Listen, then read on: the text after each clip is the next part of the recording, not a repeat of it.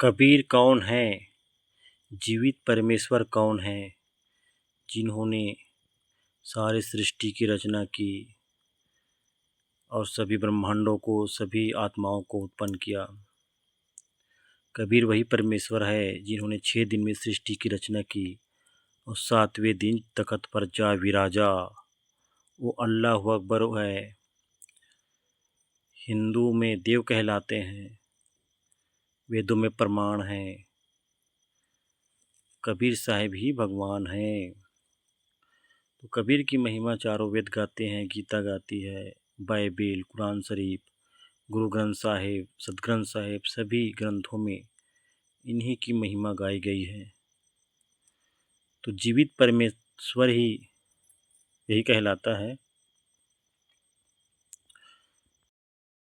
जीवित परमेश्वर सिर्फ कबीर साहिब ही है जो अजरो अमर अविनाशी कहलाते हैं, जिनकी कोई माता पिता नहीं है, कोई पत्नी नहीं है, इसलिए परमेश्वर कहलाते हैं। हमेशा युवा रहते हैं।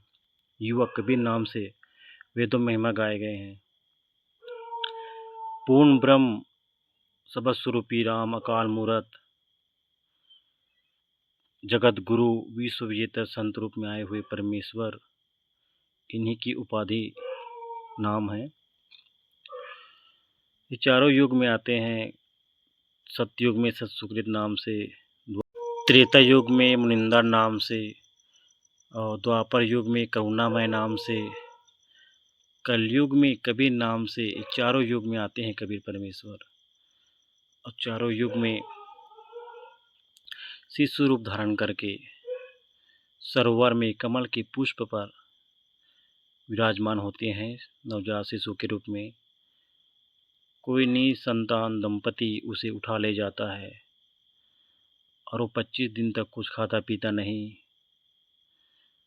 कुंवारी गाय के दूध पीकर बड़ा होता है। ऐसी वेदों में महिमा गाई गई है। और कबीर साहब ने कलयुग में ही कुंवारी गाय के दूध पीकर, जब 25 दिन का हुआ था तो कुछ खाया पिया नहीं था, और कबीर साहब ने ही कुंवारी गाय का दूध पीकर बड़ा हुआ है। उनकी महिमा में लिखी गई है ये बात, जो वेदों बखान कर रही है। तो इससे स्पष्ट होता है कि कबीर ही परमेश्वर है जो सारे ब्रह्मांडों की, सारी लोकों की रचना की है। जीवित परमेश्वर की उपाधि दी गई है उसको। सतलोक से चलकर आए, काटे यम के जंजीर, आज मोहे दर्शन दियो जी कबीर, आज मोहे दर्शन दियो जी कबीर। सतलोक से किस लिए आते हैं? तत्व ज्ञान देने के लिए पृथ्वी पर आते हैं। जब पृथ्वी में पाप अपने चरम सीमा पर होता है, तब कबीर साहिब अपने तेजोमय रूप को हल्का करके एक सिंपल वेशभूषा बनाकर एक साधारण संत बनकर आते हैं तत्व ज्ञान देने के लिए। शरीर चलकर आते हैं नवजात शिशु रूप धारण करके, और अपनी लीला को आगे बढ़ाते हैं।